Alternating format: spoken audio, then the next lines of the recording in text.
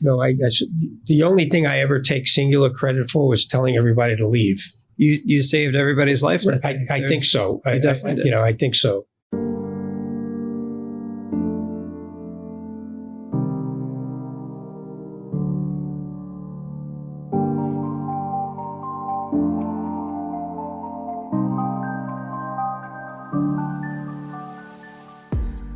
Welcome to the Anti-Architect Podcast. I'm your host, Christian Giordano. On September 11th, 2001, the architecture firm that I now own with my partners, Mancini Duffy, was completely destroyed in the terrorist attacks on the World Trade Center. The office was on the 21st and 22nd floors of 2 World Trade, the South Tower. I sat down with our former chairman and CEO, Anthony Schirripa, FAIA, and Kemper Award winner, to hear the story of that day and how our firm survived and recovered from this tragedy. Tony is born and raised in Brooklyn, New York, and decided at a young age to become an architect after working with his father, who had a small construction company. He attended Brooklyn Technical High School, or Brooklyn Tech, as it's known, which had an architecture program, something that Tony is very proud of to this day. And in the summers, he worked as a bricklayer. He graduated from Texas A&M in 1973 with a Bachelor's of Environmental Design and a Bachelor's of Science in Building Construction. Tony worked at W.B. Tabler Architects, Gibbs & Hill Architects and Engineers, and from 1980 to 1995, he worked for Gensler, where he became a partner. In 1995, he joined this firm, Mancini Duffy, as a partner, and 5 years later was named CEO when Ralph Mancini retired in 2006. He became chairman and CEO until Scott Harrell, Bill Mandera, and myself bought the firm from him in 2012. Throughout this podcast today, you will hear Tony reference many names and companies. We have included tags to as many of them as possible on my LinkedIn, as we felt it important that they are all recognized as well. We are also making a donation to the Tunnel to Towers Foundation. The Tunnel to Towers Foundation honors the sacrifice of firefighter Stephen Siller, who laid down his life to save others on September 11, 2001. Please visit them and follow his father, Frank Siller, at t2t.org. That's t2t.org. It didn't really hit home until I watched the building collapse. Like by the third rerun of the collapse, did it really sort of sink in that everything was gone? Yeah. Every pencil, every computer, whatever we had was all gone.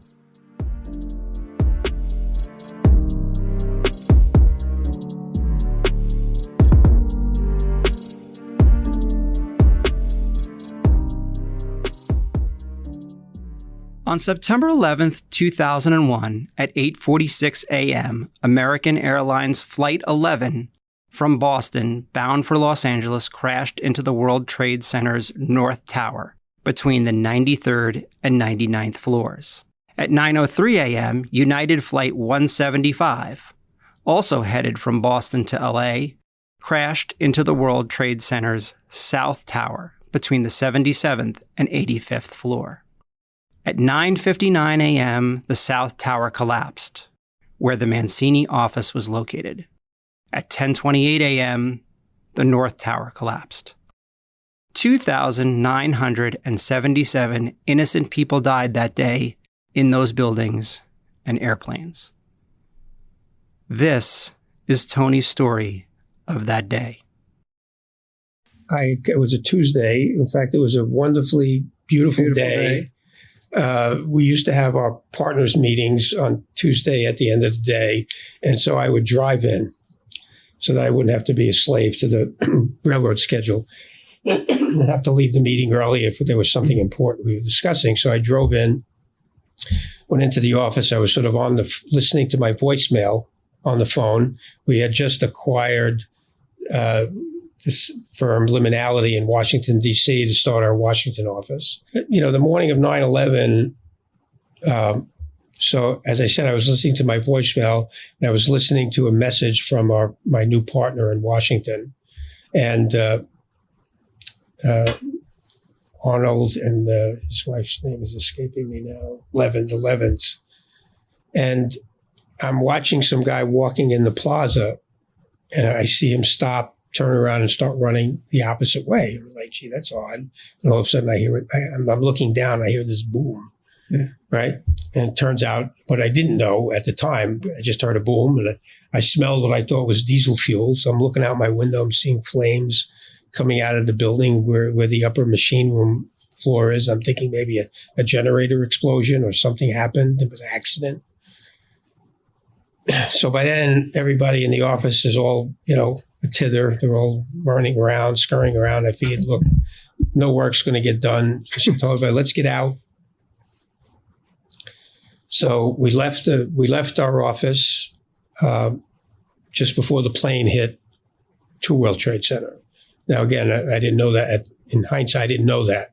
So we get down to and Mancini's offices were in to World Trade on the 21st floor, 21 and 22. Right. We had Dave Hannaford, our CFO, was up on the 22nd floor with a group of people.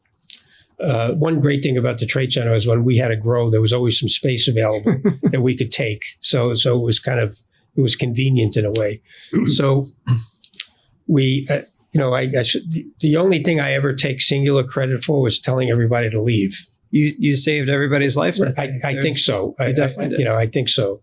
And so now. And how many people were in the firm at the time?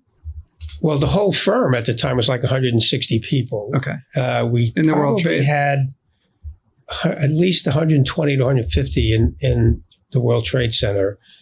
We had Jersey and Washington. Okay. Jersey was about 20 people. Washington was about 15 at the time. And I think we still had San Francisco, and they were about 15 or 20 people in San Francisco. The rest were in New York. And so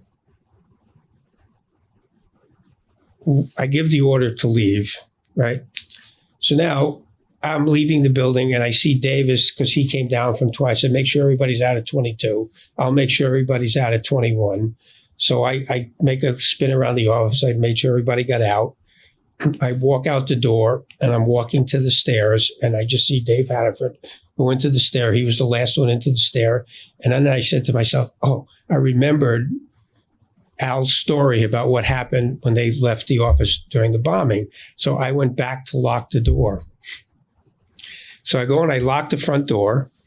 And then I said to myself, well, there's nothing going on in this building, so why am I going into the stairs? Let me take the elevator. Turned out to be okay, because I figured if I pressed the button and it didn't come, it meant it was in recall, and then I'd go down the steps.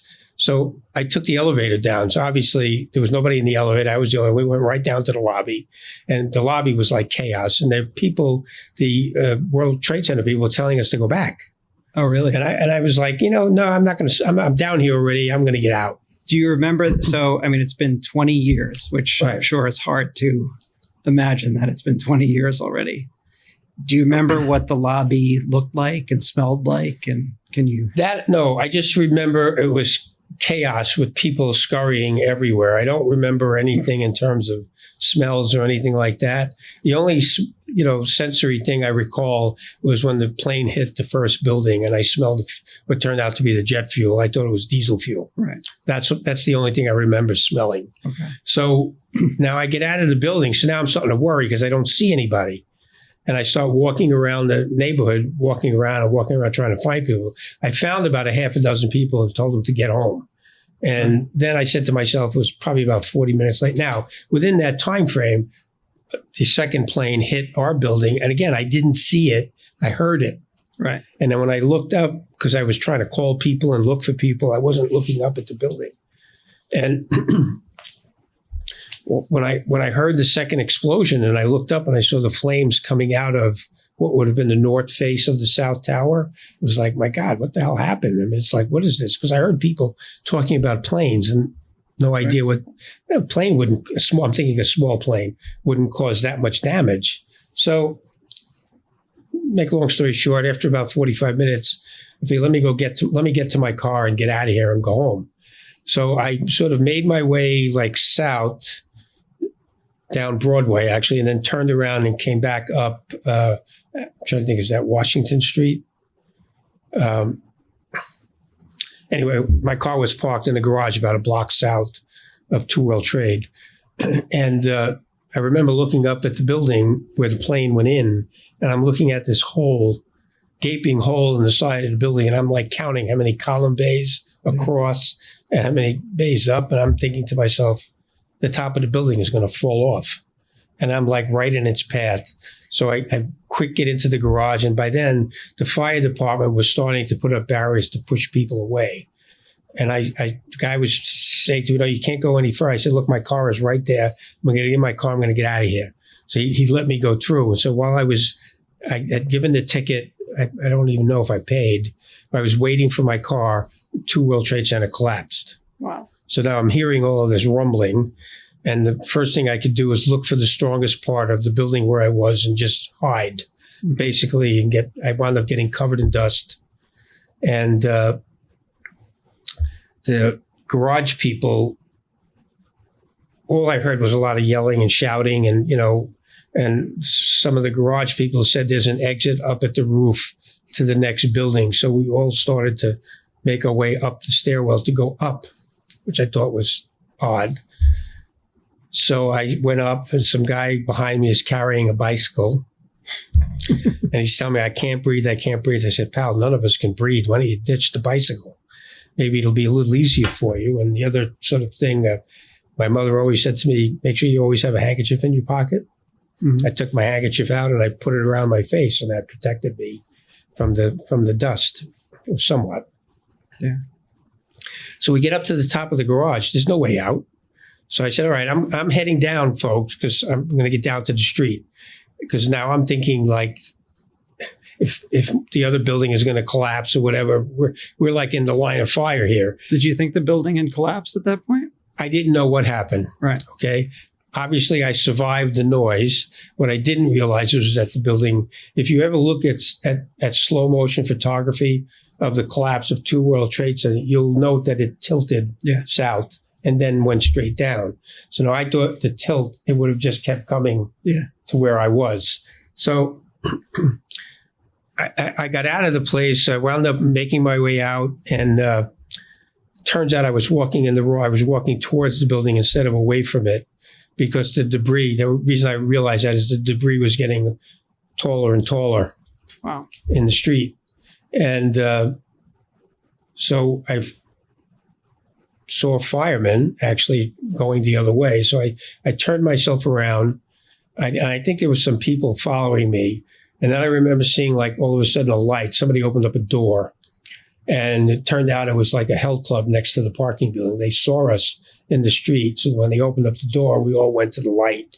And that's why I got in out of the dust cloud and went into a basement and sort of washed myself off a little bit. And I was watching reruns. And that's when I saw that it was two planes. And I was like, my God, this is like madness. So I said to myself, I didn't really want to hang around here because I didn't know what was happening with the other building. And so I'm thinking that because I can't see because of the dust, that Two World Trade Center, part of it is still standing. Mm-hmm. I didn't realize that it completely collapsed. So I made my way out of there. And I remember heading south to get closer to the water. And I foresaw I was going to try to walk to Brooklyn and get on the railroad and go home. Because I couldn't, my car was basically not to be found. So I actually walked to the Brooklyn. First went to the South Street Seaport because people said people are gathering at the seaport. So we figured there would be instructions, like the city would be directing people where to go, what to do. So I get to the South Street Seaport. There's nothing.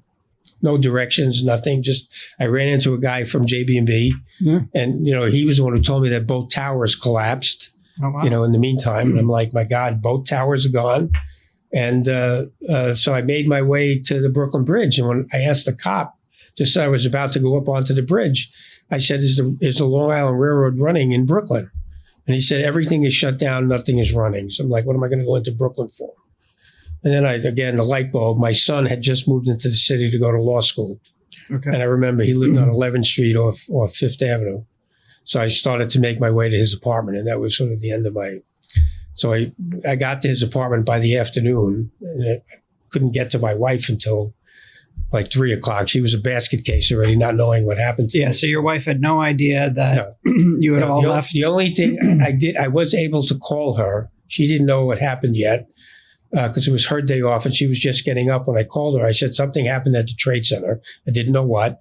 I said, I'm leaving the building now, so don't worry about me. I'm out of the building and I'll call you. Mm-hmm. But then that was like 10 to 9. I never called her because I couldn't. Sure. The cell circuits were all too busy. And so I wound up at my son's place, and then we got a phone chain going. Finally, when we got cell service restored, we got a phone chain going with the firm. It turned out everybody got out safe and everybody got home. And then we decided, Ralph, bless his soul, was in a meeting at JP Morgan because they were moving into 277 Park, and he was part of the team. Mm-hmm. He was in a meeting there when it happened, and he arranged with Morgan to get some space for us to put the team working on the JP Morgan project. It was in the 4th floor of 277 Park. So we spread the word. We're going to gather in front of 277 Park on Thursday, and sort of we'll figure out what's going on. So now we're all getting ready to meet, and it's like 12:00. There's a bomb scare in the building, and everybody's running out of the building. Oh. And ABC News came to do a story about us, about our search for quarters, and they were running. And Ralph went running down the block on Park Avenue to KPMG at 345 Park, and he got us to use their conference room. Okay. So we all went to KPMG's conference room, and we had our meeting basically, and I'm trying to remember the ABC and the reporter. She basically interviewed us there. Okay, so the office was obviously completely destroyed. Right. How devastating was that to you? And it didn't really hit home until I watched the building collapse. Like by the third rerun of the collapse, did it really sort of sink in that everything was gone. Yeah. Every pencil, every computer, whatever we had was all gone. Thanks to Tony's leadership, as well as many of the others that day, no one from Mancini Duffy lost their life. I asked Tony to share a bit about his story, his early career, the Gensler days that he speaks so fondly upon, and of course Ralph Mancini, whose personality and aura were legendary in the New York City architecture world. I speak a lot about my firm's 100-year-old history almost every day. I'm proud to be part of this organization and let it live on. I'm also happy that the narrative I tell is pretty accurate, according to Tony. Born and raised in Brooklyn, New York, went to a Catholic elementary school, and when it was time for me to go to high school, my father being in the construction business, I wanted to sort of somewhat follow in his footsteps. And his mission to me was he didn't want me to get calluses on my hands, so I had to go to college. So I looked around and see what's the profession that I'm going to go. So architecture at the time. So this is like 1962 when I had to make a decision about high school. So I took the test to go to Brooklyn Tech, and I got in, fortunately. And it was actually one of the better decisions in my life because they had an architecture program. I know it's funny to think that high school has that kind of yes, they still have it today. It was at the time, it was they had 7 majors at the time, mostly engineering. It was, they had architecture, civil engineering, electrical engineering, structural engineering, mechanical engineering, and then they had college prep if you couldn't make up your mind on the engineering. They also had industrial design. Okay. So, I chose, and you had to make that decision before you started your junior year. So your freshman and sophomore year were typical, liberal arts, your English and sciences and mathematics. And then you make it a career decision for your junior and senior year. So I chose architecture. So whatever would have been like elective courses, became filled with architecture, design studio. I had strength and materials, both lab and, theory course. And then we had a building construction shop that taught us how to work with tools and how to build a house. Right. We actually did a scale model. We had to cut all the wood and, make the joists and for a house. And the shop that we met in actually had a 3/4 scale house that was built by previous classes as a example of the work that they did. So it basically not only taught you the theory behind architecture, but the mechanical and the manual skills that you needed. Right. So it was good in that respect. And the path at that point, not being from wealthy parents, I wanted to go to City College, but I didn't have at the time. City College didn't have open enrollment, and you needed to have like a 98 average to get in. I wasn't quite there when I graduated high school, so I wound up going through the community college system, and then ultimately decided to switch and go down to Texas A&M. The tuition was very reasonable for an out-of-state student. Okay. I mean, it was $200 a semester. I thought it was a misprint when I first got the paperwork. Wow. And when I called and asked just to clarify, I said, well, so if I were a resident, how much would it have been? It would have been $50. 200? Wow. So I settled on the 200, and I decided to go there. And then along the way, when I took my last semester of college work and sent it down, when they analyzed my degree in order for me to take the sequence of design courses that I had to take, it wound up pushing my graduation from 1972 to 1973. So, but I had all of this extra time now because I only had like a really busy course load my first 2 semesters, and then the last 4 would have been like 6 credits, 10 credits. So being a part-time student, College Station, Texas wasn't exactly a, nice town, but, compared to Brooklyn and New York City, just not quite the same. So I elected to double major. So in addition to the environmental design major, I took on building construction. So that sort of filled up my calendar in terms of my coursework. And as a result, in order for me to finish in May of 73, I wound up having to take like 21, 24, and 25 and 25 credits my last 4 semesters that I was there. So in order for me to get out, and then actually I also had to do a summer. I took a course in the summer back in New York, history of I don't even remember what I did, a business course at Baruch, what was then Baruch College. Okay.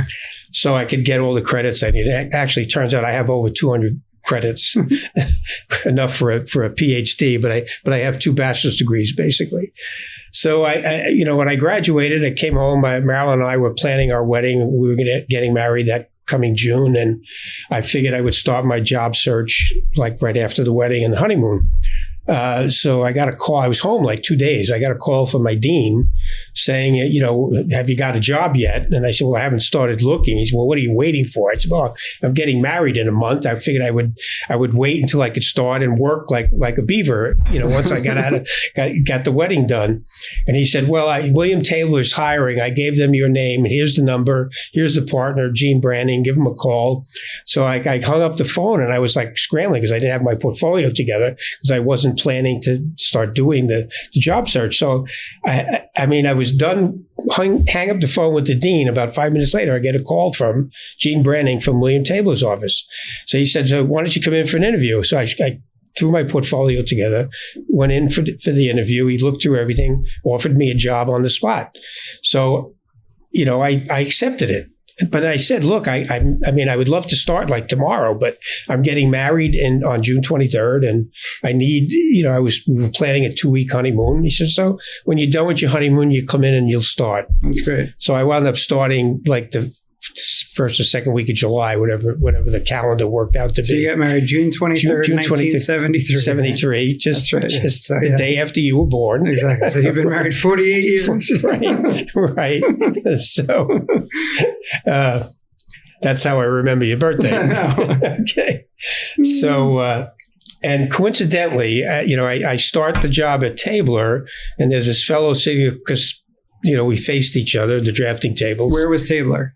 on the top of the Statler Hilton, what is now the Hotel Pennsylvania. It was the Statler Hilton back then. So we were on the 18th floor, the same floor as the ballroom. Mm-hmm. So, and there's a guy sitting opposite me, and, we're working every now and then. We look up at one another, and he said, you look familiar. I said, I was thinking the same thing. You look familiar too. Where'd you go to college? He went to City College. I went to Texas A&M. So we went down, continued working, and like 10, 15 minutes later, where'd you go to high school? I went to Brooklyn Tech. Oh, I went to Brooklyn Tech. When did you graduate? 1967. Bingo. That was our connection. We went to, it was Aldelia. Ah, okay. So we became good friends again. We kind of knew each other from high school, but not because Brooklyn Tech was a commuter high school. Kids didn't really get together after school because they didn't live near each other. So we tended to just, we just socialized in the school. Sure. So, that again began a friendship that's lasts until today. I did not realize that you went back that far with Al. I just assumed it was a Mancini Duffy connection. So. No, so I'll explain the trajectory. So Tabler was a great place to work. I learned a lot. It was a wonderful, from an experiential standpoint. I think within the first year, I was a job captain on a major part of a hotel project. We did hotels, so I was basically doing hotels for like the first 4.5 years of my career. What happened at that point, my son was born, and my wife, we decided that she decided she wanted to stay home and raise the child, not want to go back to work. We now had to rely on just my salary to live. And it wasn't really, Tabler was great in terms of an experience, but the finances just weren't there. So I was forced to look for a job, and being a little bit naive in terms of researching the firm I was going to work for. I went to a headhunter. She found me a job with a firm that did shopping centers, still remain nameless, but they were a hire and fire firm. So I got hired, and the project I worked on was a JCPenney store in North Carolina. And when the job went out to bid, me and the team went out the door with it. That's because they didn't have another project lined up. Right. So I learned a bitter lesson to be a little bit more careful about the firm that I picked to go work for. And I went back to the same headhunter, Ruth Hirsch, actually. And she then found me a position at Gibbs & Hill, which was an enormous company at the time that did, they were an engineering firm first. They originally began life by electrifying the Pennsylvania Railroad back at the turn of the last century. Okay. And they grew basically into designing power plants, both coal and oil and gas, fossil fuel. And obviously in the nuclear age, they started designing nuclear power plants. Interesting. And I went to work in the architecture department, which was 150 people. Oh, wow. So it was basically a huge firm in and of itself. And where were they located? They were 393 7th Avenue. So it's like I was being called to 7th Avenue. Okay. It's a small world, right? So they were across the street from the Statler. And so I started working there. And, Al and I would continue he was still a Tabler. And he was also getting restless and wanting to find a move. So fast forward 3 years, 1980, 79, 80. And he's telling me about his interviews with various firms. And he tells me he says, there's this California architect that's opening a New York office. And, I don't know if I should go. They're just opening, they're just starting. So I said, Al, look, if I were in your position, I would take the job because I think it's a good opportunity. If they grow, you grow with the office. Turned out to be Gensler. Wow. Yep. So I said, and then when you get there, I said, if they need more people, let me know, because I'm losing my mind working in a company of engineers. Although I was doing interiors, that was the first time I started doing corporate interiors. Okay. Because they shifted me to a small group of people. Because Gibbs & Hill was expanding so rapidly in the area, we were doing all of their office space. So our client was Gibbs & Hill's facilities department. Wow. Okay. So I was doing office floors at 2 Penn Plaza, at 1 Penn Plaza, at 393 7th. And it was essentially all office interiors. Sure. And that got me the taste of doing interior work. So we'll fast forward to the spring of 1980, and I get a call from Al, and Gensler is hiring. Why don't you, come in for an interview? So I went for an interview with John Lejeski and Margot Grant, and they offered me a job. And So like they say, the rest is history. Yeah. I started at Gensler and was there for 15 years. And Dina Frank, she started just before me. We wound up growing in the firm together. Eventually, I became a partner. At the time, the title was vice president. So I had my own studio in New York. And when I first started with Gensler in New York, we were like 20 people. Right. And when I left, we were 175. Wow. So we were huge. And how big do you think they were sort of nationwide at that point? At the time, Gensler was about 1,000 people. Wow. So that was big. They were still pretty big. I mean, they were pretty big when I joined. You know, the rest of the firm was probably about 400 or 500 people strong. Yeah. And then by the time I left, they were 1,000. Wow. And I mean, that in and of itself, the Gensler story is an amazing, that an architect that could start a firm that today is now worth, 1.2 or 3 or 4 billion in annual fees is like mind-boggling. It is mind-boggling. And the sad thing, Art just passed away back in a couple of months ago, actually, and kind of a sad day. And that same week, Ed Friedrichs also passed away. Yeah. Ed was one of the original board members, and he ran Art's Los Angeles office. Okay. Eventually became CEO of the firm. Okay. Then, retired and then sort of did his own consulting practice. In fact, I brought Ed to Mancini to work with us. Interesting. To help us get to another level. That was sort of later on in the career path. but so that's sort of the connection. So anyway, I grew got some wonderful work and opportunities at Gensler. My studio was at its peak was 40 people. And one of the big projects we were doing was JP Morgan's headquarters at 60 Wall Street. Yep. Huge project.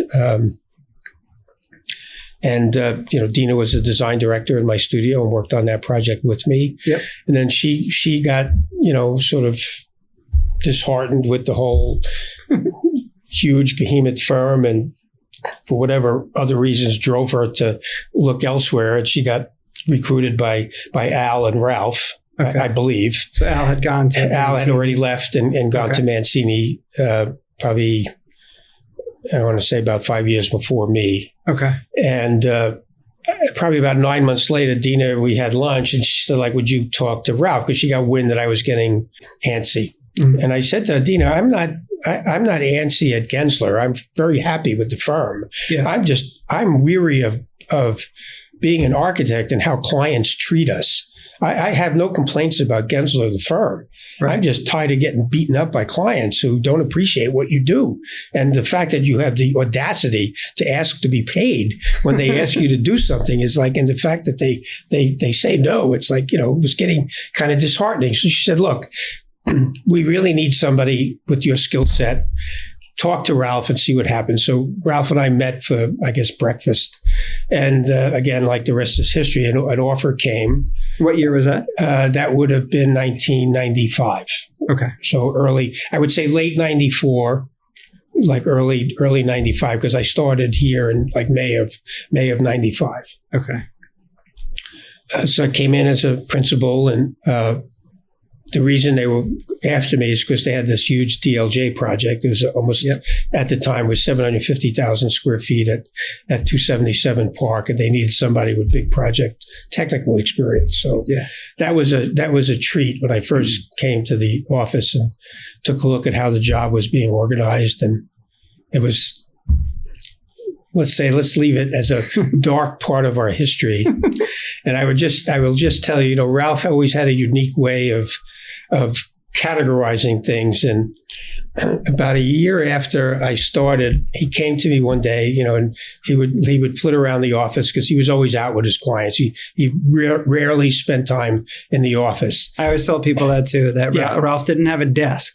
He just kind of meandered around. But he never used it. He used to park his mementos there. And his secretary used to take care of his schedule and his calendar.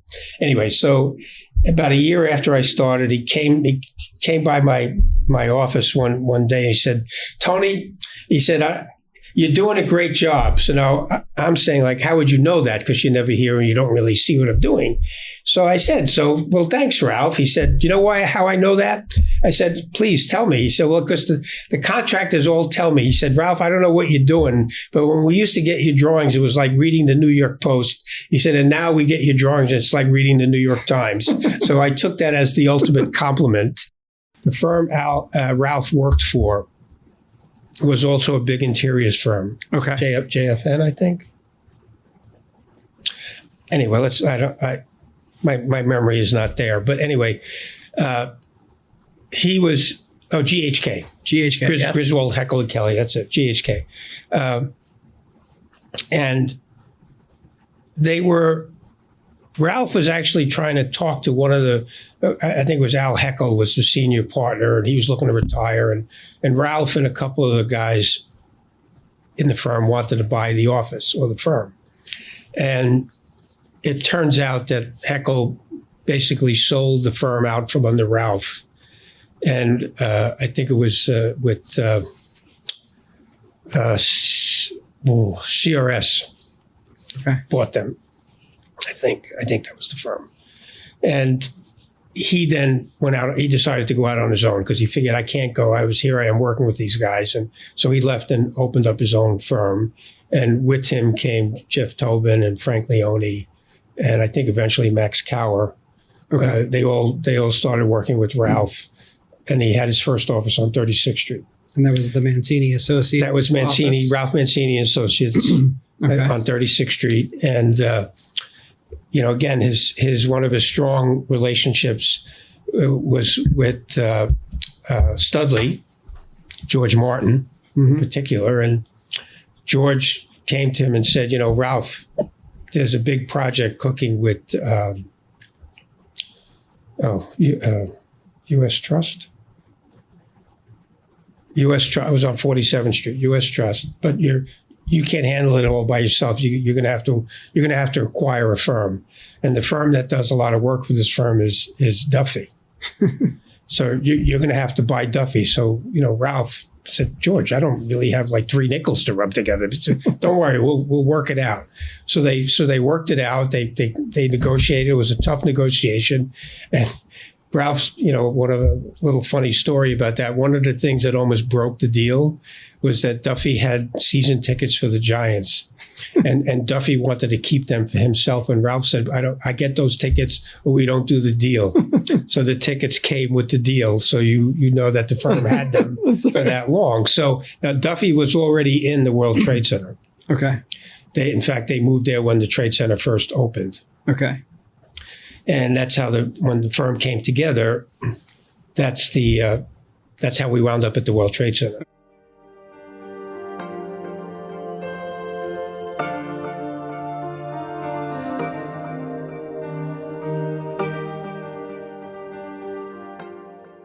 I asked Tony to talk about rebuilding the firm after it was completely destroyed in the attacks. As you will hear, he speaks of Ralph, our clients, the generosity of our profession, and some complete strangers. The Mancini office was up and running again with people working in temporary office space donated by JP Morgan Chase and KPMG in only 5 days. Ralph basically asked us, so do we want to rebuild? And like that, there was like 30 seconds of silence. And I said, Ralph, of course we have to rebuild. We have clients. We've got work. We can't just shut down. He said, well, I just wanted to ask everybody that question. I wanted to make sure you had it in you to open up again. I said, of course we do. We have to just figure out what we're going to do. So it was that Friday, Al, Dina, and myself, we got Studley and we started looking at space. So how long before you got the temporary office at JP Morgan up and running? That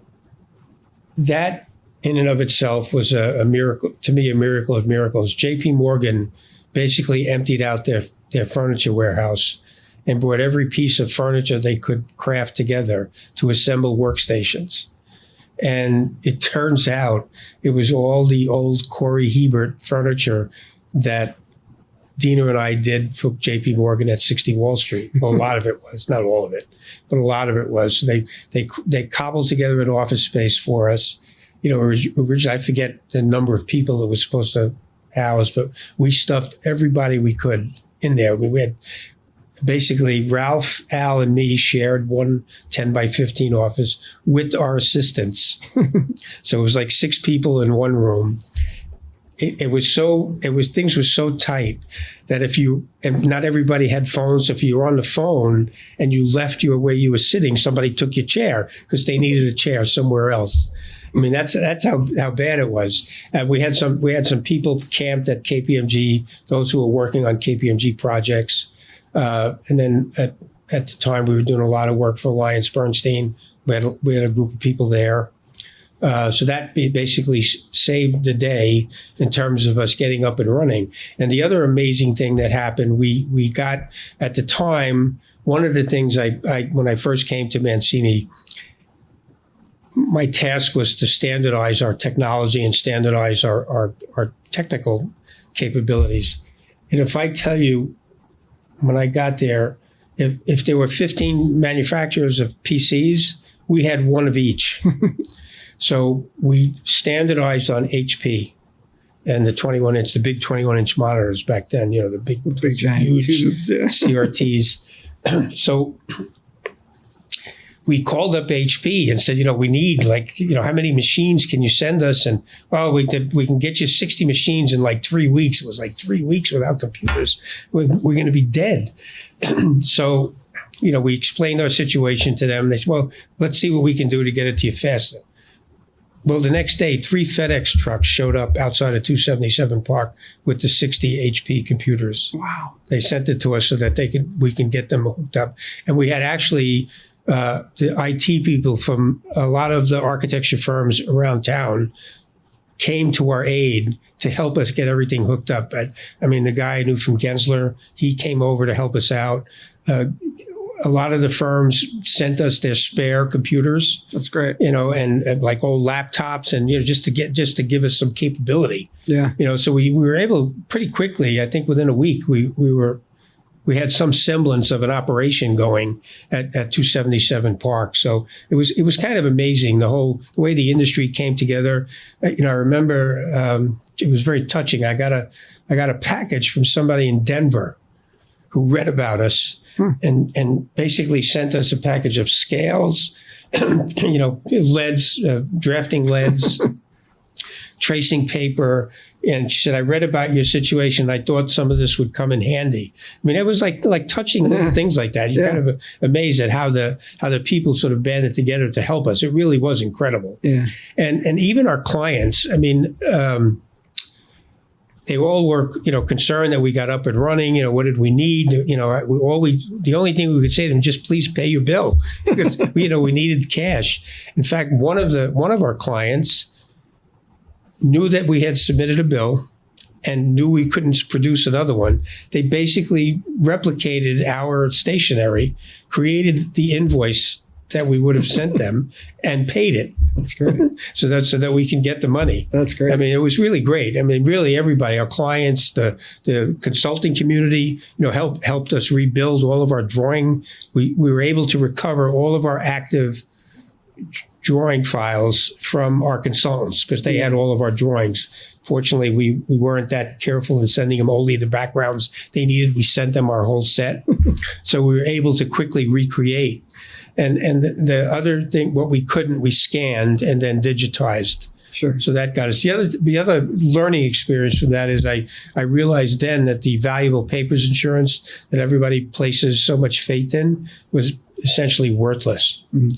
Because all that insurance pays for you to do is to reproduce a hand-drawn drawing. Mm.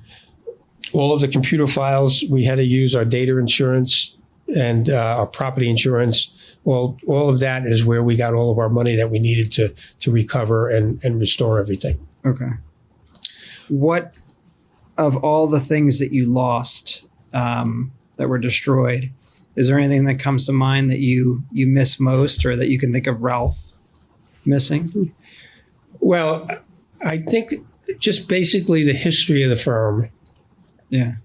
we when Ralph acquired Duffy, along came this company called Holden McCormick and Helmer.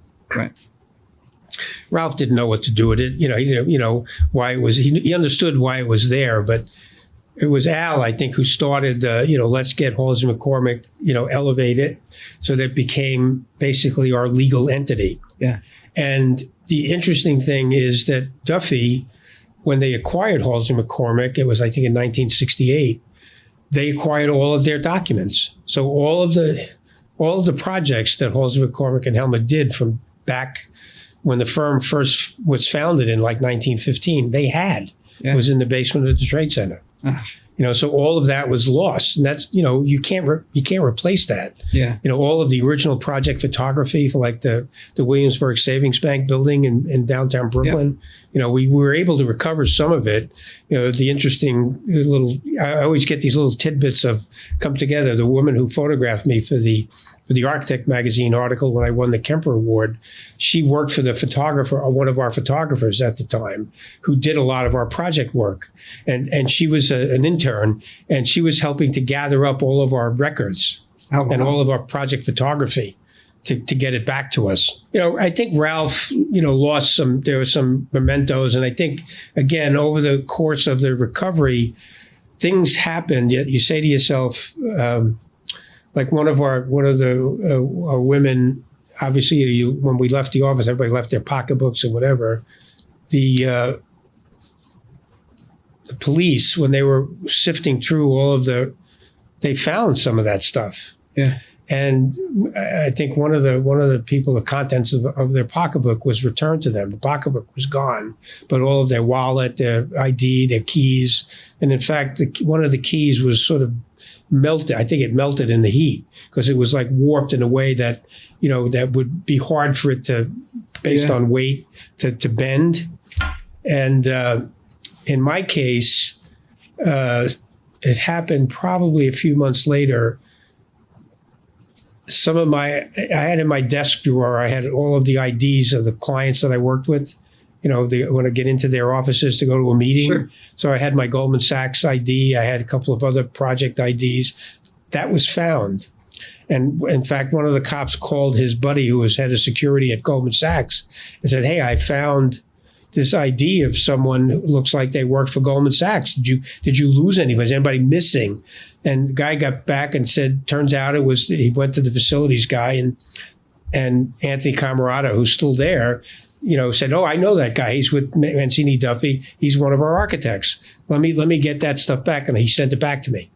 So my wife has it, like it's sort of in some enshrined and, sort of welted piece of plastic that survived the Trade Center. And then the other, I think, really heartwarming thing is Ralph had a letter in his desk when his mother, I think it was his mom who passed away, and one of his clients wrote him a very touching letter, and a police lieutenant found it on the roof of one of the low buildings. It was like singed on the edges, and he was on a mission to return it to Ralph.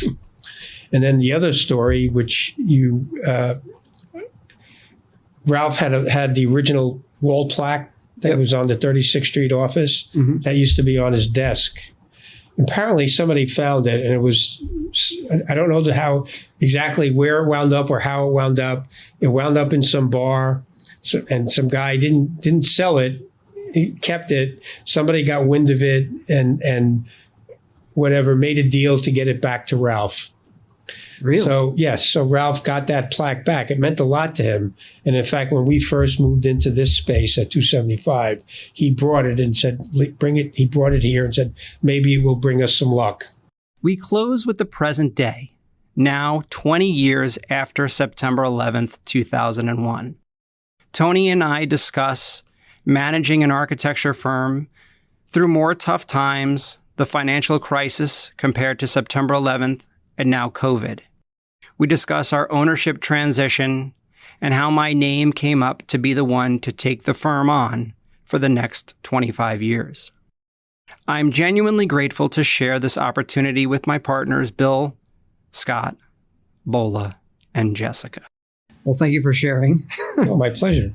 All that. I'm glad we kind of got it all on the record to talk about it and kind of see where it is. So, kind of fast forward to our story, and I meet you. Sure.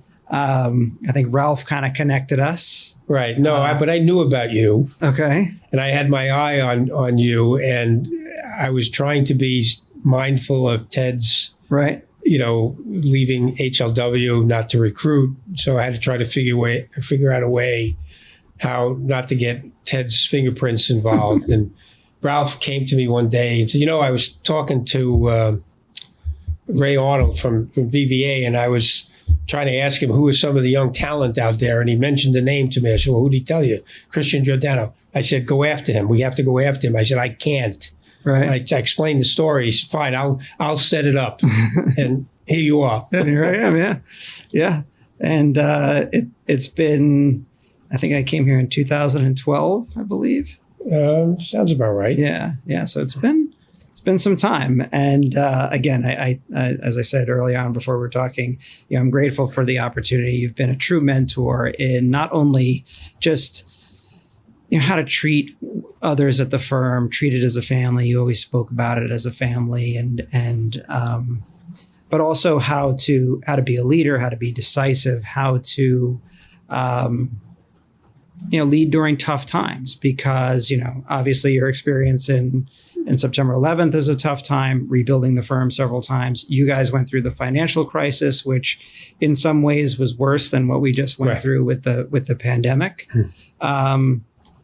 But we've certainly had our challenging times here in terms of, maybe some projects that we probably had no business taking early on that we did, and, got ourselves, the right staff finally. And now, those things and those risks have paid off.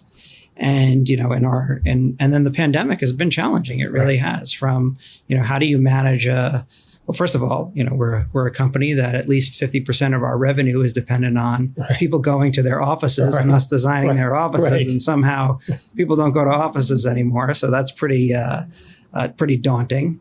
But thankfully, we've adapted along the way, and we've been able to do, kind of make our own mark. And I always tell people that during that period where I came on, you didn't really know me all that well, but you gave me the freedom to kind of do what you knew I needed to do, which was remake the firm and, bring the people in that I needed to. And that set us up for success to what we're having now. And you didn't meddle in it. You provided guidance, you questioned things. I know some things you thought like, what is this guy doing? He's crazy. But you stayed, you let me do what I needed to do, and it all worked out. And I'm extremely, extremely grateful for what you did. My questioning, though, was to make sure that your decisions were grounded in fact and not emotion. Yes. And they always were fact-based. So was very reassuring to me, and I'd say Ralph, in his own way, did the same thing with Dina and me and Al while he was here. He basically let us run the office, run the firm. He didn't always agree with what we wanted to do, but he supported us in doing it. And if I learned any lesson, and I also, I have to say the same thing about Gensler, and the Gensler firm was a similar environment. And I really wanted to make sure that if I left any legacy, it would be that it's not about me, it's about who I hire. Yeah. And it's about the people that make the firm what it is.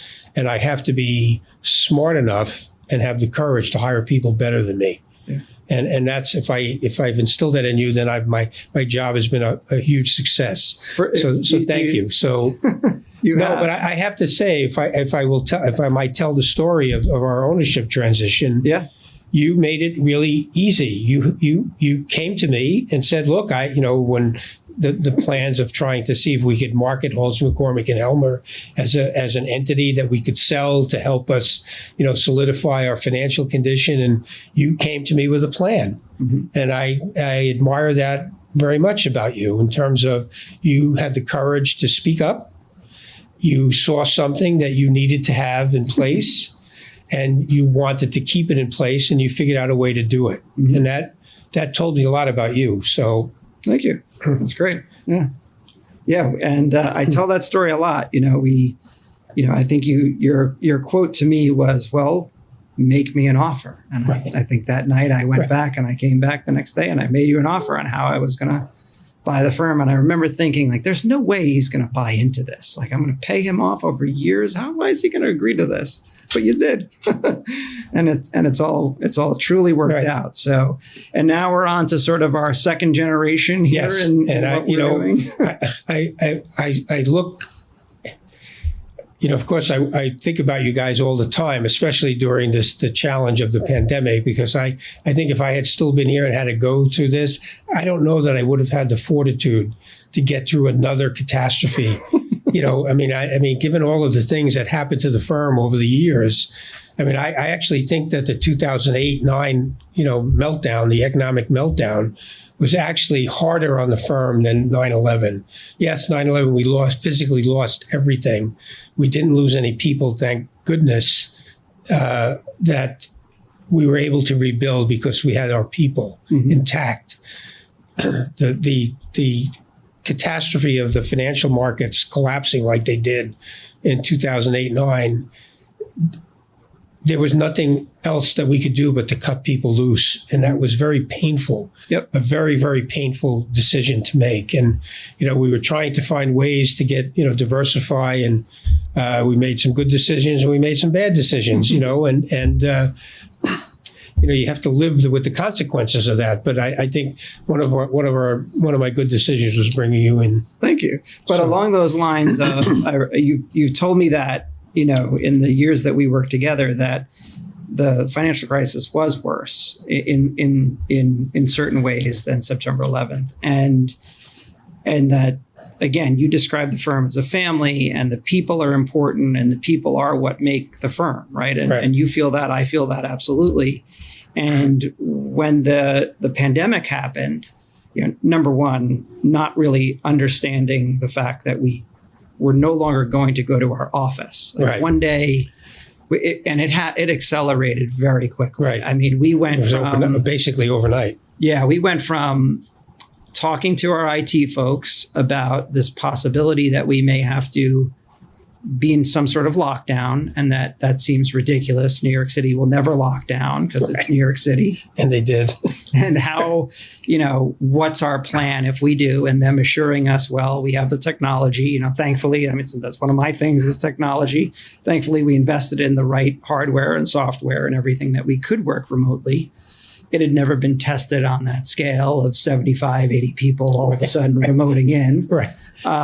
But they assured us that it would work. And then we had decided, well, we will test this on a Friday. Everyone's going to stay home on a Friday morning.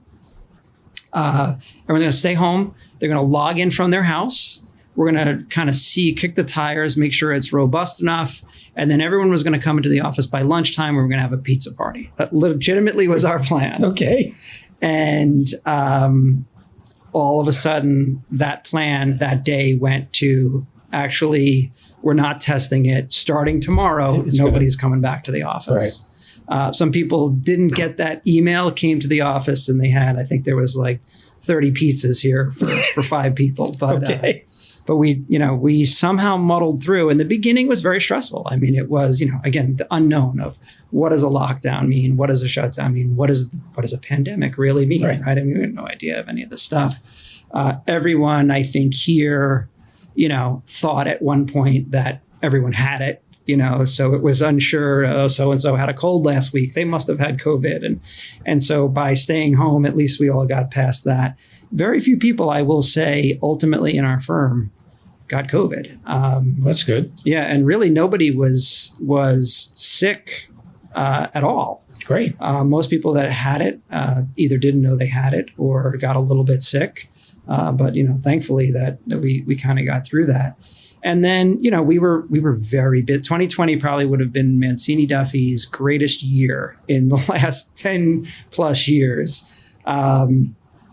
Because we had won so many large jobs early on, and then it began to, peter off a little bit. And towards the end of the year, really towards the end of the summer, you could really see the slowdown happening. And one thing that I did not want to do was let people go, because we had spent years building this staff to what it is, and we have the right people in the right seats, and it was all important.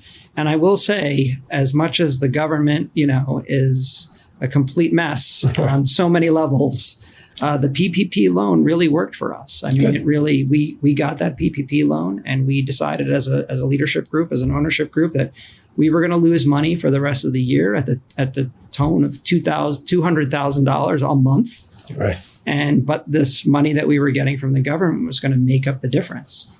And that really carried us through until, January of this year, when all of a sudden, activity picked up and stuff came back. And now, thankfully, we're off and running again. And I think it'll only get better. And hopefully people start coming back to New York City and come to their offices. This is your first time here in 2 years almost? Right. Yeah. It's still a shell of what it was. A lot of stores are closed down. It's sad in some ways, but I'll tell you, from a year and a half ago, it is 1,000 times better than what it was. I mean, I could have laid down in the middle of 7th Avenue for 10 minutes and not worried about a car getting hit. Hitting me. So that's crazy. Eerie. It was really crazy. Yeah. So, well, again, I thank you. Oh, my pleasure. I want to thank Tony Schirripa for sharing his story of real resilience, and everyone that worked at the firm on September 11th, 2001, especially Dina Frank and Al Dalia, who are an integral part of this story. Special thanks to JP Morgan Chase and KPMG. Our firm will never forget your generosity. It has been 20 years since the tragedies at the World Trade Center, Pentagon, and Shanksville, Pennsylvania. So many lives were changed that day. Please never forget. It's important.